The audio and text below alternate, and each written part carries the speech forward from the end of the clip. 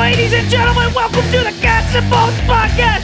3, 2, 1. Hey, nice work, Benny boy. Ben Castro, our producer. Christian's around the corner, and we are ready to rock with this week's episode. Thank you, boys, at Podcast Junkie Studios for opening your doors a day early. We have reached your inbox a day early in this second round series, the Florida Panthers and Boston Bruins. We're calling this episode the Beantown episode, for lack of a better term. Rod Peterson here, Sarina Taylor there. As you can see, she left no doubt in this episode who she's cheering for in these Stanley Cup playoffs. Is that why you're wearing the Oilers jersey, Sarina? Not at all. Like I said to you the other day, I'm like, if these people don't know who I cheer for by now, they've clearly never listened to a podcast. But they don't. So we need to constantly rewind. You're a coach. You know that. It's like teaching. So This is, if you don't know by now, Florida's favorite hockey show, most watched hockey show, and the only one dedicated to talking about Florida's teams, the Lightning and the Florida Panthers. But there's only one left in these Stanley Cup playoffs as we're into the Elite Eight of the hockey version. And it's the Panthers. And a lot has happened since we were with you last week.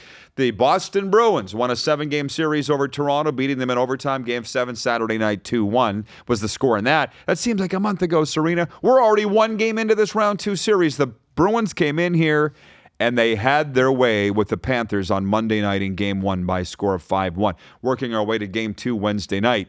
We got a lot to get to. We have viewer questions, but you said the 5-1 loss is the best thing that could have happened to the Florida Panthers. Absolutely. It's the best thing that could have happened to the Panthers for a lot of different reasons. First and foremost, they needed to be brought down a peg. You don't ever want to be in a situation where you just think you're going to walk. And now let me clarify. I think the fans are a lot more like, oh, Panthers in 4, Panthers in 5. Like, we're going to mop the floor with the Bruins. I don't think there is a single person on that coaching staff, Paul Maurice included, that thought they were going to walk all over the Bruins. And I'm not saying they could technically still, the Panthers could still win in 5, technically, right? But here's the thing. When you get beat that bad on home ice, it pisses you off. It sets something off inside of you. And this is going to be a game changer for the Panthers. They're not going to roll over in the next game, probably because they got spanked. It's embarrassing to lose that much on home ice, whatever it happens to be. A loss is a loss at the end of the day, but nobody likes to be shell-shocked like that, especially when you feel like you have the best goaltender in the league and they let in 5. Yeah. So, but, had they lost 3-2 in overtime, they might have come away thinking they played well. Oh, shucks, we're close. They got embarrassed, as you said. I think they came away more embarrassed than angry. They might be angry the day after or whatever, but it probably was the best thing for them. Why I think people like this show, and I appreciate the growing numbers and the wonderful comments and positive comments from everybody, is we are authentic. Love us or hate us, we're going to tell you what we think. So when Boston beat Toronto 2-1 Saturday night in Game 7, the first thought in my head, Sarina, was the Bruins are going to beat the Panthers. And for 2 days, I held that notion. But leading up to Game 1, I thought about it. And here's why I thought the Bruins could win this series. While Jeremy Swayman may not be a better goalie than Bob, he's playing better than Bob in these playoffs. They were 4-0 in the regular season, 4-0 against the Panthers in the regular season. They're now 5-0 after a Game 1 victory. They're pissed off from last year. I believe that I think they've carried that fire all year. Those are the biggest reasons. But I'm staying with the Panthers in this series because I think they're the better team, and the better team's supposed to win a 7-game series. So I'm sticking with it. I'm not moving off it. The better team is supposed to win. Doesn't always happen like that. And, I think it was back in October or November, you asked me specifically on this show, in the playoffs, who do you think the Panthers don't want? Who would you not want to play if you were the Panthers? And Boston was one of the teams I said because of the fact that they were not pleased with what happened last year. The Boston Bruins are not the Toronto Maple Leafs. The Toronto Maple Leafs will roll over and die year after year after year. That is not the Boston Bruins. And if anyone thought that the Bruins were going to roll over, that's foolish. It's foolish. Anybody who predicts a sweep in the National Hockey League playoffs, you don't know your ass from a hole in the ground. That's a ridiculous prediction. Even saying a team is going to win in 5 games is ridiculous. You never know what's going to happen. I don't think there's one person on the planet who thought Boston was going to beat Florida 5-1 in the first game. Nobody did. So you go game by game. Like we had Bill Lindsay on here and he's like, guys, when the playoff starts, you get through the first period. Then you get through the second period, and then you get through the third period. You don't look ahead like, oh, yeah, they're going to, like all the people at ESPN that picked the Panthers in 5 or 6. Calm down. This is the Boston Bruins. It was for God's everybody sake. but one. Steve Levy chose the Bruins to take the series in 7, which, by the way, they still could. And I guess why I'm staying with the Panthers is my prediction was Panthers in 6, and if that's going to happen, they got to lose 2 games. So whether it's game 1 or any of them along the way to 6, it could still happen. By the way, since it's here, I have this question from Ash. What does Sarina have against predictions? This is exactly what it is. Because I don't know who's going to win. It's crazy. Nobody does. This series specifically, let me get to my point. Or if you want to keep interrupting, you can. No, it's okay. First round of the playoffs, I said Edmonton was going to beat LA because I knew Edmonton was going to beat LA. We knew the Rangers were going to beat Washington. We knew Carolina was going to beat that. We knew that. But the Toronto-Boston series, nobody knew who was going to win that. I had no idea. If people were asking me, I'm like, I don't know. So this here, I don't know who's going to win. I don't feel confident in saying one team or the other is going to win, and that's why I never picked. You know, like I was one of the few people that was very confident that Colorado was going to beat Winnipeg. I just knew they were going to beat them. Winnipeg also rolls over and dies. I knew Colorado was going to win, and I confidently said that. That's when I make predictions, is when I feel like it's going to happen. This, it's way too up in the air. There you go, Ash. There's your answer. But I'm personally enjoying the kibitzing with the viewers over that. Because you abstain from making a pick in this series, somebody wrote in and said, because she won't pick, it means she's picking Boston. I'm like, no, I don't think that's it. But you believe whatever you want to believe because it's fun. Are you not having fun? I'm having fun with it. I just don't know. I honestly don't know. I don't know either. It's like 50-50. But I don't feel like, oh yeah, this is going to happen one way or the other. I just don't. I don't think my cousin texted me and she's like, my hockey pool, the first round, she goes, I had to flip a coin between Toronto and Boston because I could not pick who's going to win. And when you're talking to a Canadian about a hockey pool, this is serious stuff. You got to get this right. So if you're flipping a coin, it means you really don't know. I have no idea who's going to win Overtime in Game 7 is a coin flip. Right? So exactly. Again, Point. that's what's fun about it. And literally don't care. I don't think people remember the predictions, but she says you do, and apparently you do. Oh, I do. So, yeah. I do. No, I not remember. you, the viewers. But anyways, I'll say this. Next week, we're going to bring on our guy, Johnny O from Johnny O's Gymnasium. He can explain why people from Boston are so harsh and loud and louts. Speaking of loud. That's why I did it. To emulate them, because I saw these videos of the fan fights at Amerit Bank Arena on Monday night in Game 1. I'm like, this is honestly sad. You don't want that. Now, it's going to happen in other series up in Canada, by the way, but it's happened here. I don't know what it is about Bruins fans. Johnny can come and explain that. I don't know. I have no idea. Johnny O, he owns Johnny O's Gymnasium, but he's from Boston. He's like he is the biggest Bruins fan. Well, we know a lot of Bruins fans. Your dad, Perry Nias. There's a lot. Yeah, there are a lot. There are a lot even in Canada. From Chris Sanford. Chris from the Bronx. Just regarding this 5-1 loss to Boston, it's a different take on what happened. He goes, picture Chris from the Bronx's voice, okay? Panthers were due for a dud, huh? Yep. That's exactly what he would say. Yeah. That's exactly. Chris is more of a football guy.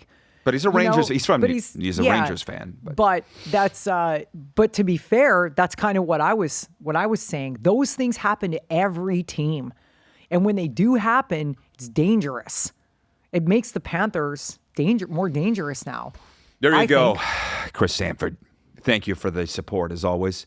Maddie's got 2 questions. And Maddie, I think it might be our biggest supporter. We got to get her something, Ben. Do we have a prize for her? I don't know. Beret 1096 is pretty big. Yeah, where is he? He doesn't have Ben. a question this week. Got Ben. We might want to bring Maddie in for, I don't think he's seen my call for questions, but Maddie we might bring her in for a live show. She says, will Aaron Eblad be benched at any point? Now, he was responsible for a really big goal in the game. He struggled in game one, but I'll just say this. He was -2.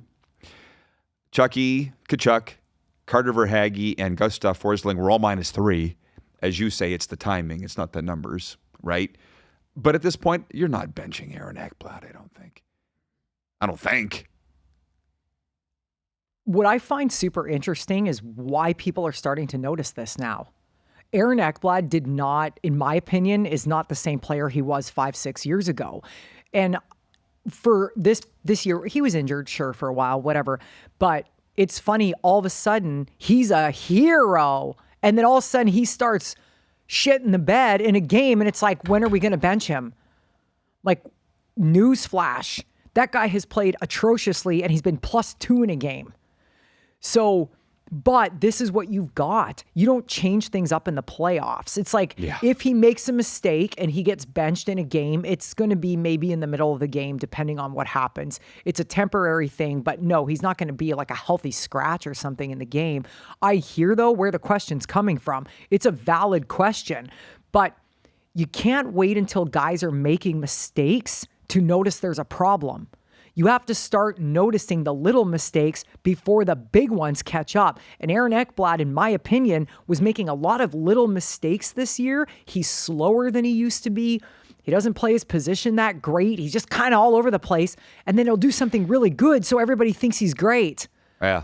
Can't bench him, though, He's like all of a sudden. Excellent hockey player. Nobody's arguing that. But I think all year he was good for a mistake, a turnover, or a bad penalty every game. Right. And when I say that, it's because I saw Aaron Eblad play when he was a really good, like a guy I would have on my team. So I'm comparing his play to what it used to be. And it's not what it was. Maddie, I said as a two-parter. She says it's a comment, not a question.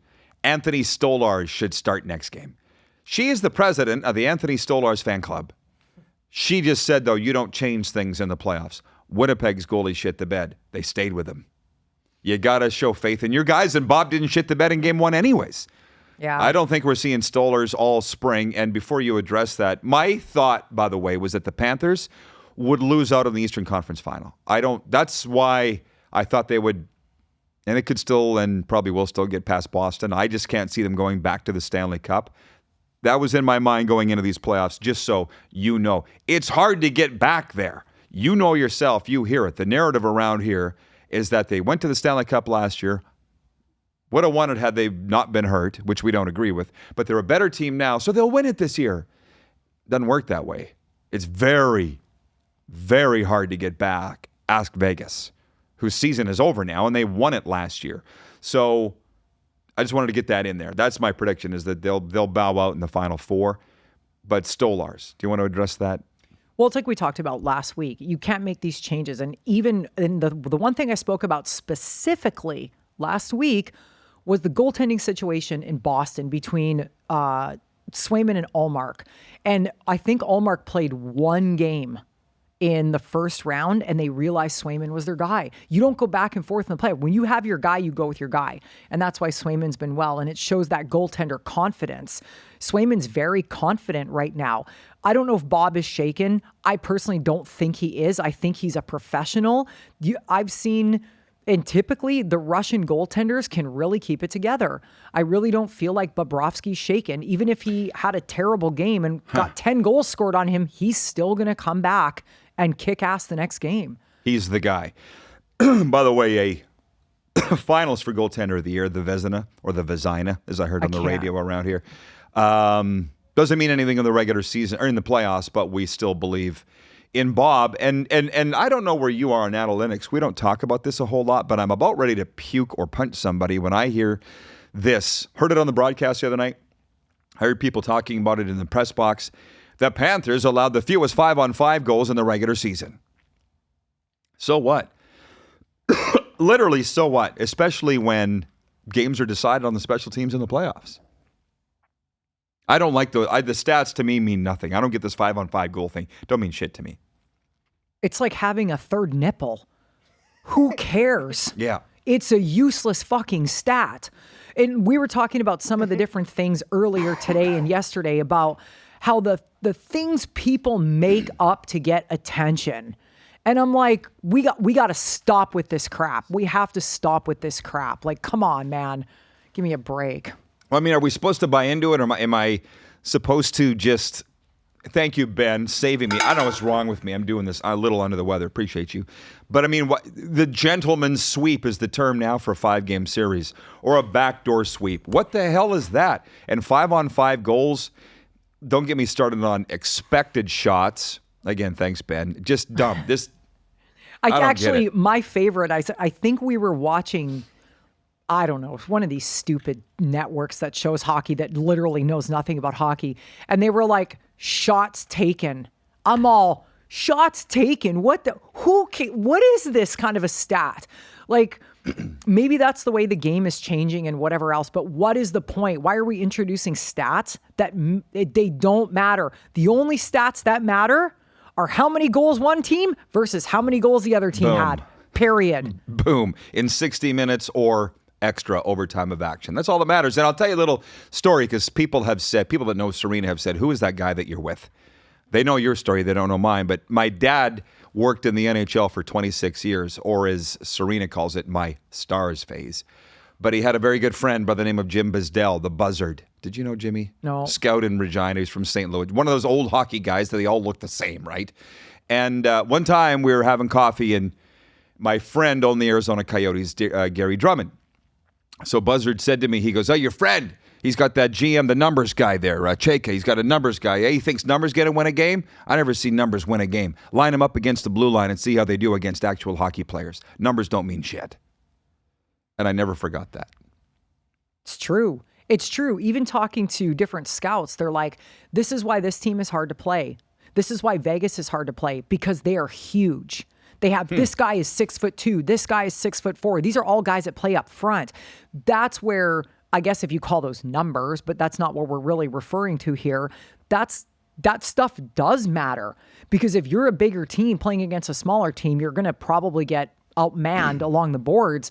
But as far as the stats numbers, nothing matters. Like, I don't care. Like, somebody's like, so I heard that Edmonton got outshot 33-13 and they won 1-0. So exactly. Care. Like, not I'm apologizing like, who for cares? anything. Yeah, I'm like, I wasn't out there not getting any shots. I wasn't out there making the saves. Why are you bringing this up to me? I don't care. But it's like, but that all of a sudden it becomes a thing. It becomes a thing, like what Matthew Tkachuk said about Boston winning the series. How did that become a thing? People, who cares? He wasn't a dick. He was saying we all kind of expected Boston would beat the Leafs, and people were turning that into a anti-Leaf thing. But Chucky's the kind of guy that no matter what he says, it's going to get twisted. Now I kind of feel sorry for him in a way. I don't think he'll ever be a fan, and that's because of his Flames days, right? And the way he plays now. I don't like him. He was a Calgary Flame. If you ever strapped on that jersey, you'll never. However, to be fair, I defended him on this. I'm like, he's not a bad person. He didn't say anything. He prefaced it with like, I'm not trying to be mean. Come on, do not hold something against a guy like that, because guess what? They're never going to speak to the media again. And then all these people who have all these little podcasts like this, and they have these things that they post on social media, are not going to get comments from the players. Don't wreck it for the rest of us. Stop making this crap up. It's stupid. Do you hate Bill Lindsay because he played for the Flames? Who? I like Bill as a person. I just said Tkachuk was not a bad person. Only slightly joking. Jaden has a question and says, do you think the Panthers can still win? We're saying yes to that, obviously. We've talked about that. I'm still going to say Panthers in 6. Yeah, again, I mean, same thing like we talked about last week. Like, stop trying to predict what's going to happen. Stop trying to figure out like the one question, like, does this mean we're past the hump of beating Tampa? Like, relax. Which, by the way, to that viewer, the Panthers are big brother in the Battle of Florida right now. They own it. They beat him in 5. I think we established that last week. Yeah. You own the belt now. So until they take it away, you have it. But again, it's like the belt of who gives a shit. Yeah. Does anyone really care? Not really. Some do. That's why it comes up, but I get where you're coming from. Hey, we're brought to you by DraftKings, the official sports betting partner of the NFL. The crown is yours, and they're introducing the new no sweat bet for new customers. Up to $1,000. Get a bonus bet back in the amount of your original wager if your first bet doesn't hit. Just use the promo code THPN. You see it on the screen. That stands for the Hockey Podcast Network. At DraftKings, use promo code THPN. Also, the Beach House is the official restaurant of the Cats and Bolts podcast. Mention us when you're down there. They'll give you a good seat in the bathroom. A scenic rooftop restaurant on the shores of Pompano Beach. And right across the street, Boresco, a tropical outpost serving only the freshest tacos and lush jungle vibes, located at 225 North Pompano Beach Boulevard. Weekly Thad shout out, the manager of both. He said to me during the game last night when the Panthers were getting shellacked, I wasn't in the mood for this. I know, that's exactly what Thad would say. That's what he Not would here for this at all, as I'm sure the attitude was. I'm guessing in that building, the second Boston got that first goal, a little bit of panic set in. The second they got that second goal, it was, here we go. Well, by the way, you talk about what's become a thing, before I just jump into a couple other viewer comments here, was the rink being empty by the end of the game. That's a NHL-wide, USA and Canada, people are trashing these fans in South Florida for leaving the rink. And I'm like, you pay your money, you leave when you want. The parking lot's a headache to get out of. It was a Monday night. It was a school night. Do what you want. And yet, Fabian has well, I looked that up. He's a regular viewer. What did you think about this furor over people leaving early? Listen, a lot of the rinks, like, for example, if you think about where the rink in Edmonton is or Vancouver or whatever, Toronto, downtown, it's completely different. Getting out of the parking lot in Sunrise is an absolute nightmare. It is an absolute nightmare. You'll sit getting out of that rink for 45 minutes, like getting out of the Agrodome in Regina. It's like, oh my God, but you're freezing your ass off up there. It's terrible getting out. So that's probably why people left. You know, like you guys have to remember, the Panthers sold the whole playoff package. So we have a lot of friends that have kids. They didn't know the game was going to start at 8:00 at night when they bought the whole package. The games aren't set. In Edmonton, a lot of the games start at 8:00, so the fans kind of know that. Here, the games have been 7 or 7:30 or 12:30 in the afternoon. So when a game starts at 8:00 and it doesn't end until 11:00, and then you got to get home and get your kids to bed, and it's 5-1, leave. Literally can't. I don't blame them. I don't get the furor. But Fabian, who watches this show every week, writes, not going to lie, last night was rough, but the hardest part of it was watching fans leave the arena when we were down. Please don't come back, and let's not get down right now. We believe in this team, and they have overcome adversity before. Let's go, Cats. #time to hunt. I don't think it means you're not cheering for the Panthers if you left early. No, there was too many circumstances. This is not the fan base that's going to throw their friggin' jerseys on the ice with 10 minutes left and storm out of the rink. That's not what that was about. People just have lives. Not everybody can sit at the friggin' rink until midnight on a Monday night. It was a late night, and also I just been around the players my whole life. I don't really think they're looking in the crowd. They would notice maybe it was emptying. I don't think they'd care. From Red Hawks Report, I just asked, do you have any questions or comments for this week's show? He writes, shout out from Malmo, Sweden, where he watches the show, and he says he hopes when he wakes up after Game 2 is a better result than after Game 1. Didn't they have the World Juniors there last year or the year before? Malmo? Yeah. From Marlins 8 VA, he is originally from Fort Lauderdale, lives in Cedar City, Utah now. Just regarding the game, he says it was a 1-1 game without the silly mistakes. So what do you think it will take to change it? Like Paul Maurice after the game said, wasn't proud of the game, but the mistakes are fixable, which they are. They totally are. I'd like to see them get back to being a little more physical and being the bullies that they were in the regular season. They weren't themselves the other night. But they're scared to take penalties. That's how every team is playing right now. The refs are call everything. You can't tell me the Panthers aren't scared to take penalties. They are more of a rough and tumble team than most, but the mistakes are fixable. And if Paul Maurice isn't concerned, kind of like what we said a couple months ago, if Paul Maurice isn't concerned, nobody else should be concerned. It's one game. It's one game. Yeah. If you're down 3 games to zip, then we can start having a little bit of a concern here. Even 2 games is nothing.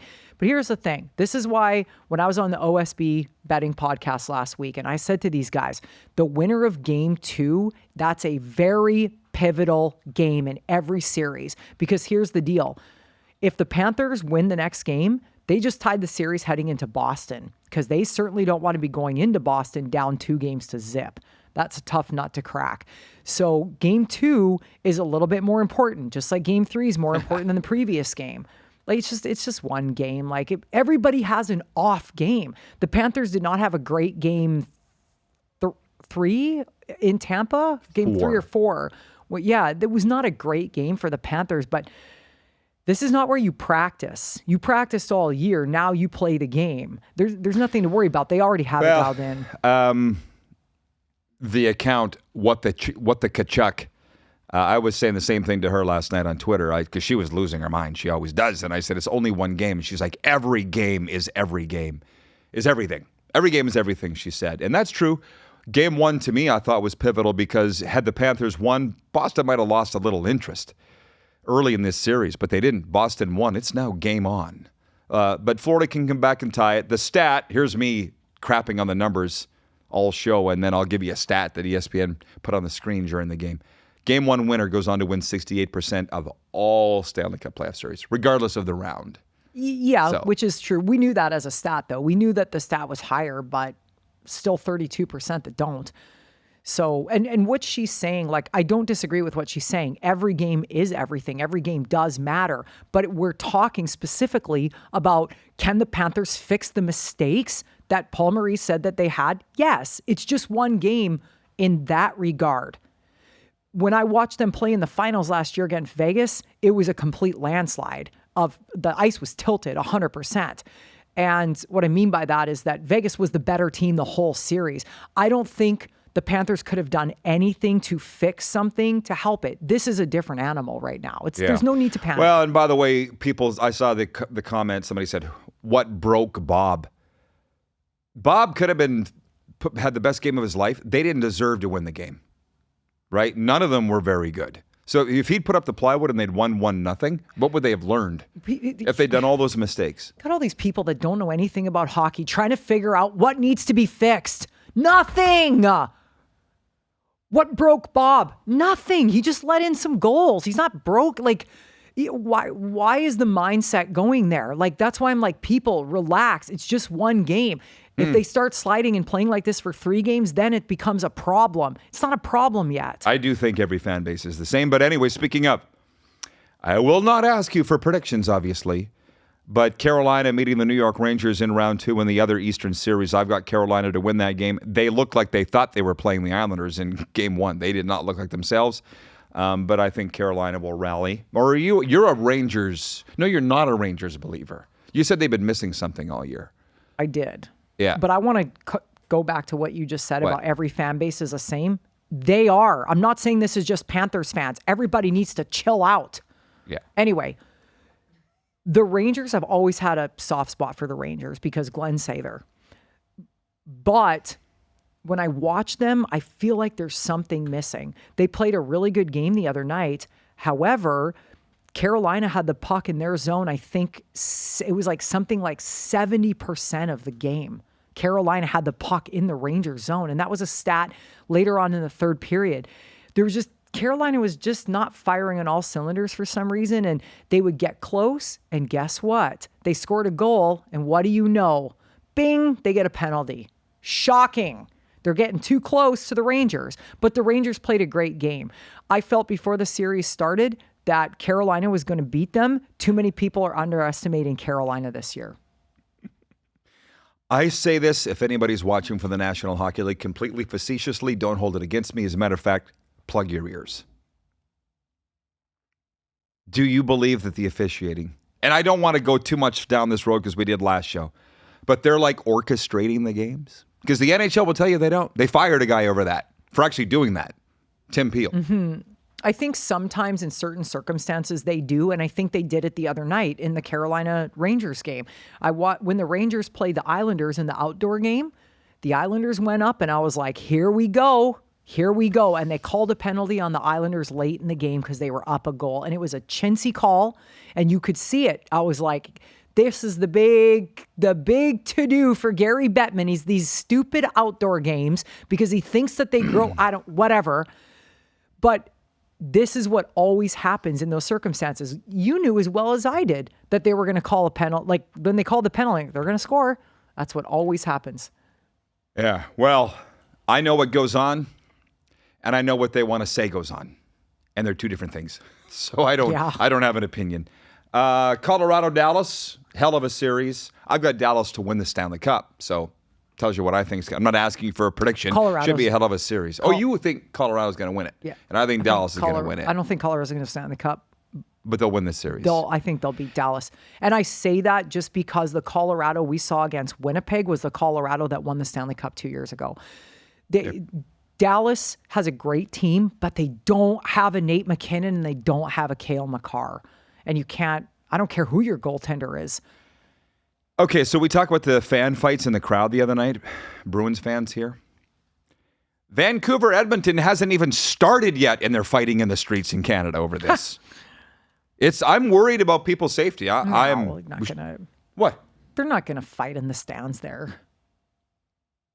When was the last time you saw a game between Edmonton and Calgary where there were fights in the stands? I have a couple of years ago. Okay, like 1 in 10 years. They don't it's not like a thing. It's not a thing, people. Just like it shocked me that there were fights in this. I could show them to you. From the Panthers game the other night, there were fights. I'm not disbelieving that. I'm shocked. Like, I'm shocked that happened. It doesn't really happen that much anymore. It's not going to be fucking bedlam in Vancouver. Okay, if you look up the definition of shock, it's like disbelief. So you said, I don't believe it. I believe it, but I was shocked. I won't even get into the Penticton Boston Pizza thing or the 8-year-old kid screaming F Zach Hyman on video. I don't know, man. Vancouver rioted twice in the Stanley Cup playoffs. They did, but they were hurting themselves. They fought with themselves. It's such a Vancouver thing. Ben's sitting there going, they did what? They literally Google it, got a fight with themselves. That's Vancouver. We covered it all, and she won't talk about Vancouver, Edmonton, a prediction. But I will take Edmonton. She doesn't want to put it out there. Well, right.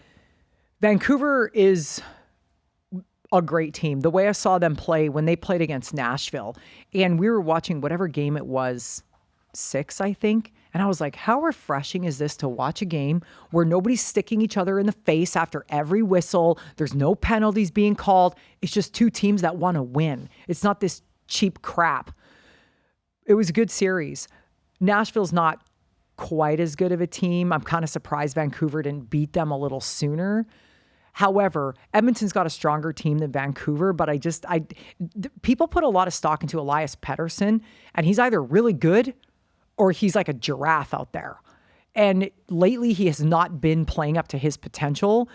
And if you have a guy like him who's on a big contract and he's supposed to be a big guy and he's not doing anything for your team, whereas you have guys like McDavid and Draisaitl and Hyman, the top 3 that they need to put out, they're putting out.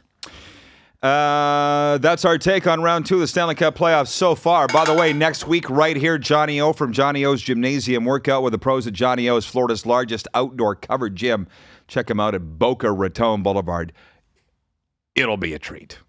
Do you want to do a Johnny imitation before we go? No. But if Johnny is here next week, you guys are going to love it. We imitate you, Johnny, just so you know. We also love you.